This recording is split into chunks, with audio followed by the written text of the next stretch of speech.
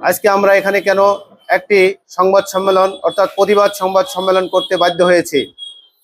আপনারা জানেন, গতকালকে ফ্যাসিস্ট আওয়ামী লীগের আমলে যারা একাত্মতা হয়ে কাজ করেছে, তাদের সাথে বিভিন্ন সময় বিভিন্নভাবে তাদের সাথে নিয়ে কাজ করে বিএনপির নাম নিয়ে তাদের ছায়াতলে অংশগ্রহণ করে সংবাদ সম্মেলন করেছে।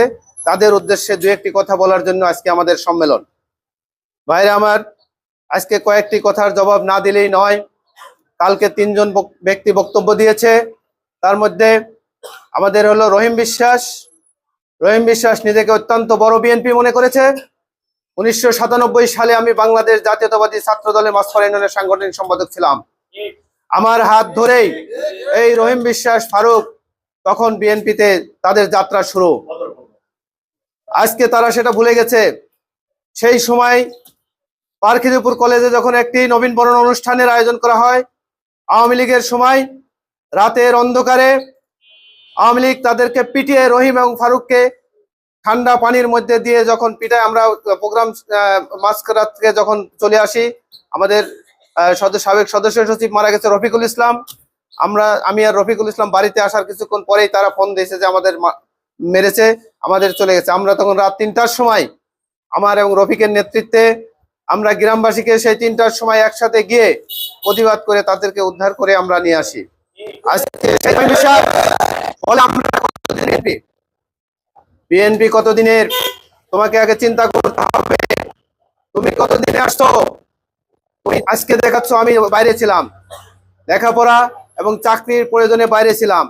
যখন আওয়ামী লীগ ক্ষমতায়, তুমি পালিয়ে বিদেশ, শুধু তাই না, তুমি পালিয়ে বিদেশ করো নাই, আবার যখন এসেছো আওয়ামী লীগের সময়, তখন কি করেছো? আওয়ামী লীগের সাথে যে কাজগুলো করেছো, আওয়ামী লীগের দোসর হিসাবে কাজ করেছো। তার প্রসঙ্গ ক্রমে আমি একটা প্রসঙ্গ বলি, উপজেলা নির্বাচন প্রসঙ্গ। তানভীর এবং রতন কোন দলের লোক? সেই আওয়ামী লীগের সাথে রহিম বিশ্বাস, তার বাপ চাচা সহ সকলে নির্বাচন করছে না? তাহলে তারা কি বিএনপির হতে পারে? বিএনপির কমিটিতে আসতে পারে? আসতে পারে না।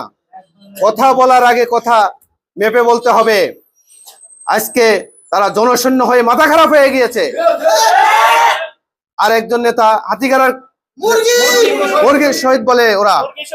এই শহীদ আমি কোথায় চাকরি করেছি সেটাও পরিষ্কার করে বলতে পারে নাই। ওনাকে তো আমরা ওই সময় পাইনি। ওই সময় বাংলাদেশের জাতীয়তাবাদী দল মাসফারা ইউনিয়ন শাখায় যারা বিএনপি করেছে, ইতিহাস জানে না।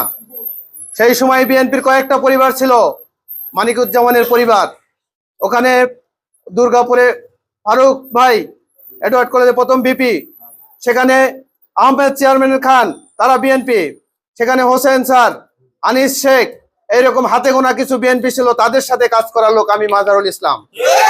আমাকে বিএনপি শিখাও। যাই হোক, এখন আমি আমার বড় ভাই রুহুল আমিন সর্দার, অত্যন্ত ভদ্রতার সাথে উনি কথা বলেছেন, তা অত্যন্ত বিচক্ষণ লোক। তবে আমি আমার বড় ভাইকে বলবো, আপনি আপনার ওই টিমের যারা কথা বলবে তাদেরকে একটু সংযত হয়ে কথা বলেন। আমি আরো বলতে চাই যে বাংলাদেশ জাতীয়তাবাদী দল মাসফারা ইউনিয়নের একটা দায়িত্ব, সাধারণ সম্পাদকের দায়িত্ব আমাকে যখন দিয়েছে, অত্যন্ত কঠিন দায়িত্ব। আপনারা যারা আছেন আপনাদের সহযোগিতা নিয়ে আমি কাজ করব এবং এই দলটাকে সুসজ্জিত করব ইনশাল্লাহ। আর একটা বিষয় হলো, আপনারা জানেন আমাদের আরেকটা প্রসঙ্গে আসি, 2024 সালের নির্বাচন, হাবিবুর রহমান হাবিব ভাইকে কে নমিনেশন দিয়েছে? এই বাংলাদেশ জাতীয়তাবাদী দলের মালিক কে? তারেক রহমানের যদি আমরা মানি, তাহলে উনি যাকে নমিনেশন দিয়েছে তাকে মানতে হবে না? ওনারা এতই মাথায় জট, হাবিব ভাইকে মানেন না ওনারা, তাহলে কি তারেক রহমানকে মানা হয়? ওনারা নির্বাচন করেছেন স্বতন্ত্র নির্বাচন করলে তারা কি বাংলাদেশ জাতীয়তাবাদী দলের পদ পাবে? তারপরে শুধু তাই ক্ষমতা ব্যস্ত থাকে নাই, শেষ পর্যন্ত যখন দেখেছে 1,33,000 ভোট যেই হাবিবুর রহমান হাবিব ভাই পেয়েছে, তাকে আর ঠেকানো যাচ্ছে না।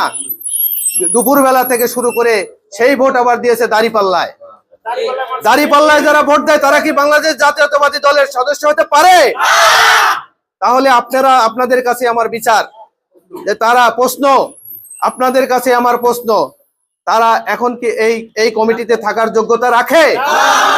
যদি রাখে তার যোগ্যতা, আপনারা যদি মনে করেন আমরা তাদেরকে যোগ্যতা দায়িত্ব দিয়ে আমরা তাদের সাথে দল করতে রাজি আছি।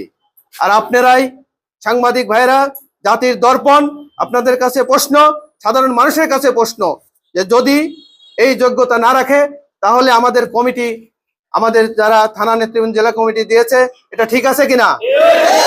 যাই হোক, আজকে আমার সকল নেতৃবৃন্দ এবং সকল সাংবাদিক ভাইদেরকে সালাম এবং শুভেচ্ছা জানিয়ে আমি আমার সংক্ষিপ্ত বক্তব্য শেষ করছি।